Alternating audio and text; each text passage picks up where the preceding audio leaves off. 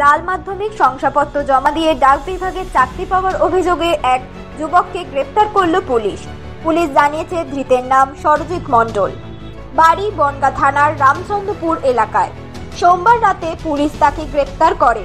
সূত্রের খবর, জানা গিয়েছে কয়েক মাস আগে পোস্ট অফিসের গ্রামীণ সেবক পোস্টে চাকরির জন্য সরজিৎ মণ্ডল আবেদন করেছিল। ওই গ্রামীণ সেবক পোস্ট চাকরির জন্য সে রবীন্দ্র মুক্ত বিদ্যালয়ের মাধ্যমিক মার্কশিট এবং সার্টিফিকেট জমা দিয়েছিল, যা নিয়ে শুরু হয়েছে রাজনৈতিক তরজা। তৃণমূলের অভিযোগ, অভিযুক্ত যুবক বিজেপি পরিবারের ছেলে। অভিযোগ অস্বীকার করে বিজেপির নেতা দেবদাস মণ্ডল।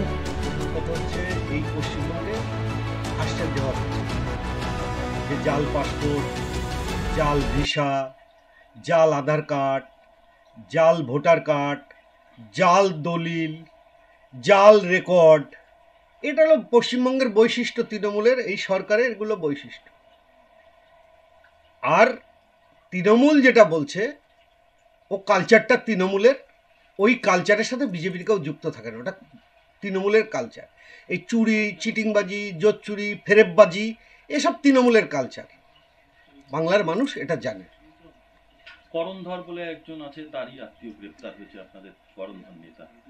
দেখুন, কর্ণধর আমাদের যুবন নেতা, তার কোন আত্মীয় কোথায় কি করবে তার দায়িত্ব কি তার নাকি? আর তার কোন আত্মীয় সেটাও তো দেখতে হবে। এসব বিজেপি করে না, এটা তৃণমূলের কালচার। এসব তৃণমূলের চোরচুট্টাদেরই কাজ, তৃণমূলের চোরচুট্টারা এইসব করে। দেখুন, superintendent of post office Bhopal Majumdar একটা কমপ্লেন করে জানিয়েছে যে সরজিৎ মণ্ডল বলে একজন লোক, যিনি ওই আপনার যাকে বলে গ্রামীণ ডক সেবক পদে উনি অ্যাপ্লিকেশান করেছিলেন, আমাদের রামচন্দ্রপুরের বাড়ি। তিনি যে হায়ার সেকেন্ডারির যে সার্টিফিকেটটা তিনি সাবমিট করেছিলেন, সেটা রবীন্দ্র মুক্ত বিশ্ববিদ্যালয় থেকে পাস করা। পরবর্তীকালে সুপারিনটেন্ডেন্ট ইনভেস্টিগেশন করে পেয়েছে যে ওই যে সার্টিফিকেট যেটা সাবমিট করা হয়েছে সেটা সম্পূর্ণ জাল। তার ভিত্তিতে কমপ্লেন করেছে এবং এই সরজিৎ মণ্ডল অ্যারেস্ট হয়ে আজকে কোর্টে প্রডিউস হচ্ছে। আমরা চাই যদি ওর সত্যি ওর এই সার্টিফিকেট জাল হয়, তাহলে তার সবচেয়ে কঠিন যে সাজা হওয়া উচিত, আইপিসি বা নতুন যে আইন এসছে সেই অনুযায়ী হওয়া উচিত। এবং এর সঙ্গে সঙ্গে পুলিশ এবং প্রশাসনকে আমরা রিকোয়েস্ট করব যে শুধু এই সার্টিফিকেট না, এর সঙ্গে সঙ্গে আরও অনেক এসসি সার্টিফিকেটও বেশ কিছু জাল সার্টিফিকেট বেরিয়েছে, যেগুলো দিয়ে অনেকে চাকরি করছে, অনেকে এই শংসাপত্রগুলো সাবমিট করে তারা কাউন্সিলর হয়েছে, কেউ প্রধান হয়েছে।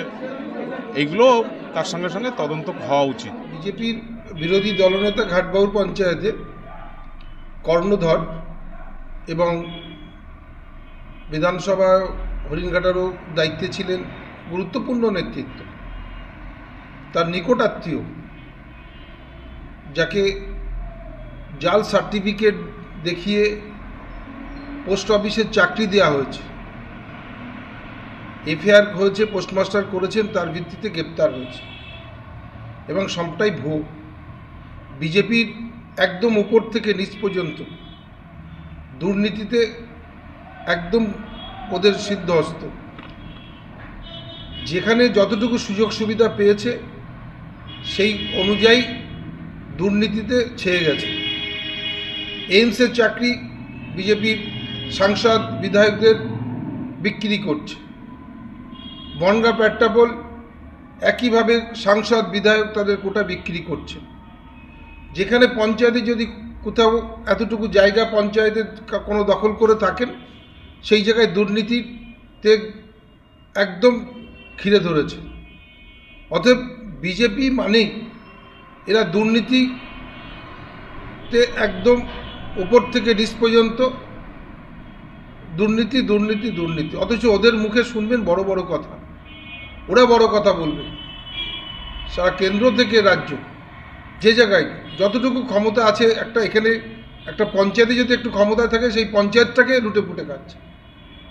বললাম, এইভাবেই বিজেপি চলছে। মুখে এক কথা বলছে, কাজ করছে অন্যরকম। দুর্নীতিতে ভরা একটা দল।